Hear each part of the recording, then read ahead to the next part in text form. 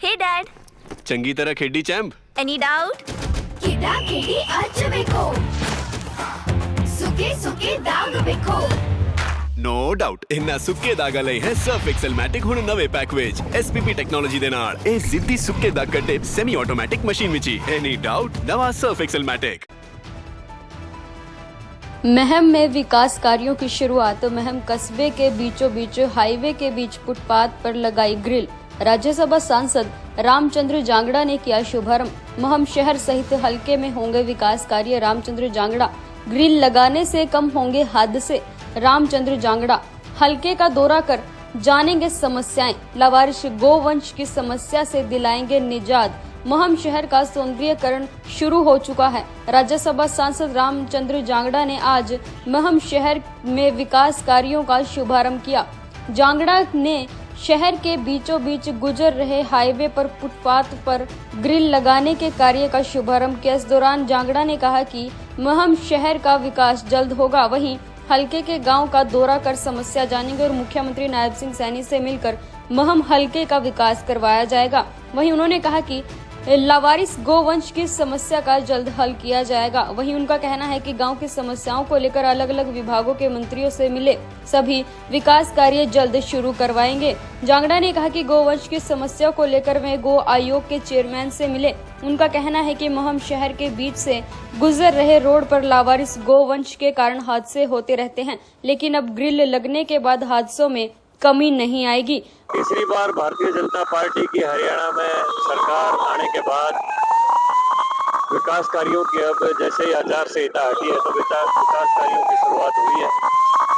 और आज जो है ना, इसी संदर्भ में 62,82,000 रुपए से हमारे शहर के बीचों बीच गुजरने वाला जो रोड है उसके ऊपर ग्रिल बीचों बीच लगाई जाएंगी। इसमें जहाँ कहीं भी टूट फूट है उसको रिपेयर किया जाएगा, नई टाइलें लगाई जाएंगी, इनको बाकायदा पेंट करके और बहुत ही सुंदर बनाया जाएगा।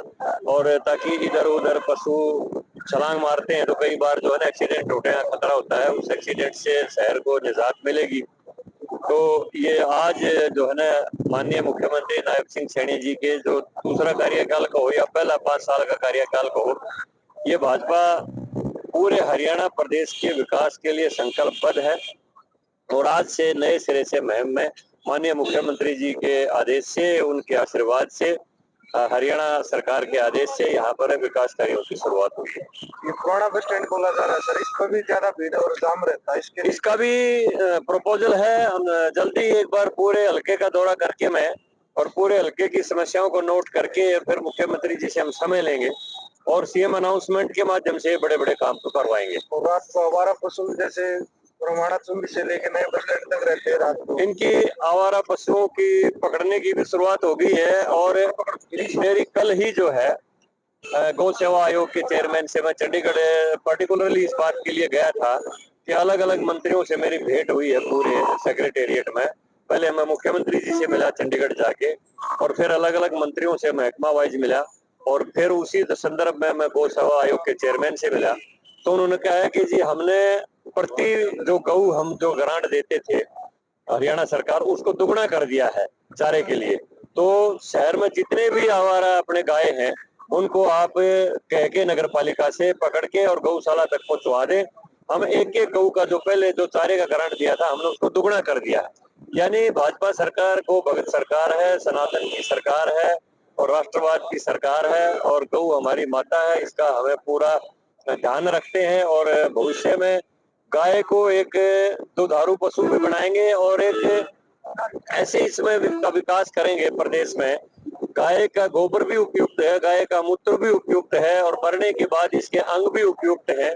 मतलब गाय दुखी भी ना हो, पूरा उनको चारा मिले और मृत्यु तक उनको पूरी उनकी परवरिश मिले और बाद में उनके अंग भी काम आए तो गौशाला भी प्रॉफिट की स्थिति के अंदर आए। ऐसी हरियाणा सरकार योजना बढ़ा रही है।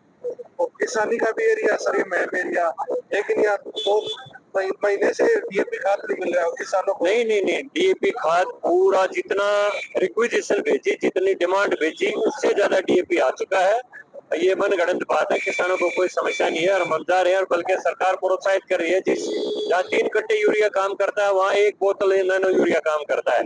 हम किसानों को इस बात के लिए भी प्रेरित कर रहे हैं कि अपने देश में इंडिजिनियस जो अपने स्वदेशी उत्पाद उसको प्रयोग करें, ज्यादा यूरिया डालने की बजाय जो अपना नैनो यूरिया है उसका प्रयोग करें, ताकि देश की विदेशी मुद्रा भी बचे, जमीन की सेहत भी ठीक रहे और खर्चा भी बचे।